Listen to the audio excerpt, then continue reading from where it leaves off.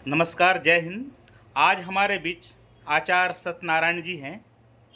आप शिक्षाविद हैं और वन नेशन वन इलेक्शन की जो थ्योरी चल रही है देश भर में, सरकार एक साथ सारे चुनाव कराना चाहती है।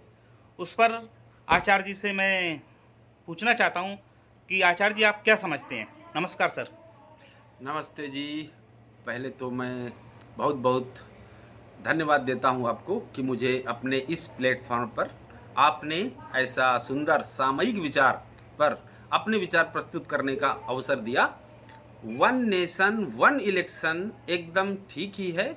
और जैसा कि हम लोगों को पता भी है कि पहले सन 1967 तक वन नेशन वन इलेक्शन ही होता था, लेकिन इंदिरा गांधी ने अपनी महत्वाकांक्षा के कारण कुछ ऐसे कांग्रेसी राज्यों के मुख्यमंत्रियों को बेदखल करने के लिए, उनको सत्ता से हटाने के लिए, वे उनके प्रतिस्पर्धी प्रतिद्वंदी न बन जाएं और कहीं वे प्रधानमंत्री के दावेदार न हो जाएं, इसलिए उन विधानसभाओं को भंग करके वहां राष्ट्रपति शासन लगाया। और इसके कारण से वन नेशन वन इलेक्शन का जो सपना था हमारे सभी स्वतंत्रता संग्राम सेनानियों का, और गांधी नेहरू जी भी इस बात को जानते और मानते थे, पटेल जी भी जानते थे कि वन नेशन वन इलेक्शन में कई चीज़ें ठीक रहेंगी। एक तो खर्चा कम होगा, समय कम लगेगा, और गवर्नेंस के लिए, प्रशासन के लिए समय ज़्यादा मिलेगा, काम के लिए समय ज़्यादा मिलेगा। तो वन नेशन वन इलेक्शन हमेशा से ठीक है और ठीक रहेगा। और आज विश्व के 48 देशों में जो विश्व जी। की अर्थव्यवस्था का अधिकांश उनमें संचालित होता है, और वो विश्व के जो बड़े से बड़े देश हैं, चाहे वो रसिया हो, जापान हो, जो अर्थव्यवस्था में आगे हैं, अमेरिका हो, उन सब में वन नेशन वन इलेक्शन की थ्योरी काम कर रही है। और उसी सिद्धांत पर वहाँ पर एक बार ही इलेक्शन होता है, सारे एक साथ हो जाते हैं। तो हमारे देश को भी इसमें पीछे नहीं रहना चाहिए। अब जो इसका विरोध कर रहे हैं, उनके अंदर सच्चाई नहीं है, उन्हें सच्चाई का सामना करने का साहस नहीं है, शायद मैं ऐसा मानता हूं, क्योंकि उनको भी देश के हित में तैयार हो जाना चाहिए। और मोदी जी ने अगर इसकी पहल की है, या किसी भी सरकार ने इसकी पहल की होती, तो मैं उसके समर्थन में खड़ा होता। और हम देशवासियों से अपील करना चाहेंगे कि सभी लोग इसका समर्थन करें। और राष्ट्रपति जी ने भी इस बारे में जो अपना मंतव्य दिया है कि ये बिल्कुल सही कदम होगा, और राष्ट्रपति की जो असीमित शक्ति है उसका उपयोग करके मुझे विश्वास है कि निश्चित रूप से वन नेशन वन इलेक्शन का जो फार्मूला है वह हमारे देश में अप्लाइड होगा, और उससे करोड़ों अरबों रुपए की जी जो संपत्ति व्यय होती है वो बचेगी, और देशवासियों के विकास के काम में वो पैसा लगेगा, और समय भी बचेगा। धन्यवाद। सर, अभी ये फिर कैसे पॉसिबल होगा? क्योंकि समय काफ़ी कम बचा है यहाँ पर, लगभग 7 से 8 महीने बचे हैं और साथ में पूरे देश की राज्य सरकारों से भी ये बिल पारित कराना पड़ेगा। तो अभी सरकार ये कब तक स्टेप ले सकती है? या फिर ये जनरल इलेक्शन के बाद की प्लानिंग है?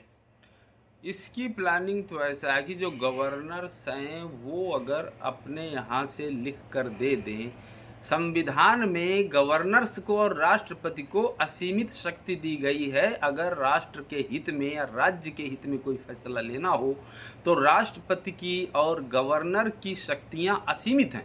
तो गवर्नर वहाँ की विधानसभा भंग करने की सिफारिश इस आधार पर कर सकते हैं कि क्योंकि जनता का बहुत सारा पैसा बेकार चला जाता है, और आगे हमें हमारे देश को नंबर 1 पर ले जाना है, परम वैभव की शिखर पर पहुंचाना है, सर्वोन्नत राष्ट्र बनाना है।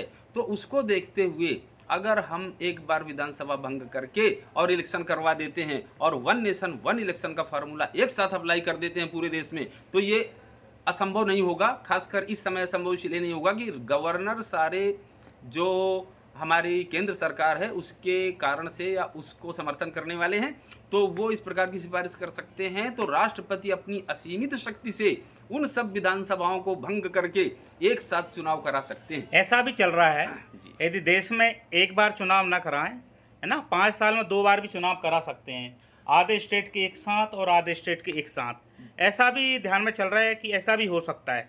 जी क्या हाँ, मानते हैं सर? एकदम सही है आपका कहना, और मैं भी इससे सहमत हूँ।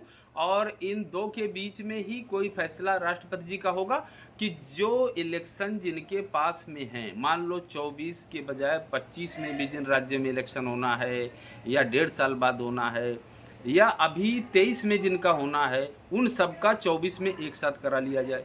और मान लो 23 में होना था तो 23 में विधानसभा को भंग करके वहाँ राष्ट्रपति शासन तब तक लागू कर दो। जी। और 24 में जो 1 साल के पीछे वाले हैं, 1 साल के आगे वाले हैं, उन सब का 24 में करा दिया जाए। तो गणना लगाने पर ऐसा लगता है कि मेरे ख्याल से 8 से 12 या 15 ऐसे ही राज्य बचेंगे जिनमें हमें फिर से चुनाव कराना पड़ेगा। तो वो अगली बार करा लिया जाए और उसके बाद फिर ये कह दिया जाए कि अगला कार्यकाल उनका 2-2.5 साल का ही होगा, जिससे अगली बार फिर नेक्स्ट टाइम सब एक साथ हो जाए।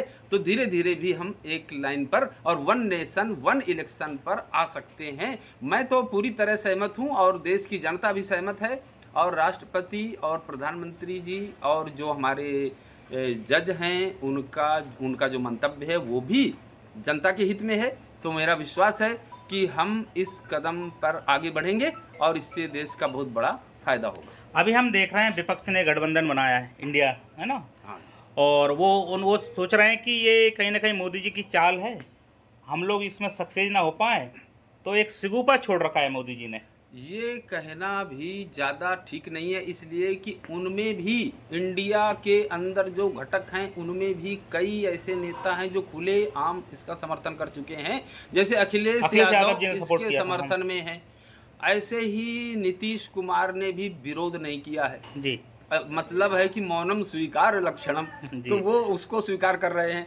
ऐसे समझदार जितने नेता हैं जिनकी छवि इस प्रकार रही है कि वो नासमझ नहीं है, उद्योग में नहीं आते और जोश में आके बात नहीं करते, होश को बनाए रखते हैं, वे सभी विपक्षी नेता भी वन नेशन वन इलेक्शन का समर्थन करेंगे और ये निश्चित रूप से लागू होगा। बहुत बहुत धन्यवाद सर, आपका समय हमको मिला। ऐसे देश दुनिया के राष्ट्रवाद के जो टॉपिक रहेंगे तो हमारे बीच आदरणीय आचार्य जी हमेशा साथ रहेंगे। तो आपके बीच हम ऐसे छोटी छोटी चर्चाएं लाते रहेंगे, आप हमें सपोर्ट करिए। जय हिंद, जय भारत।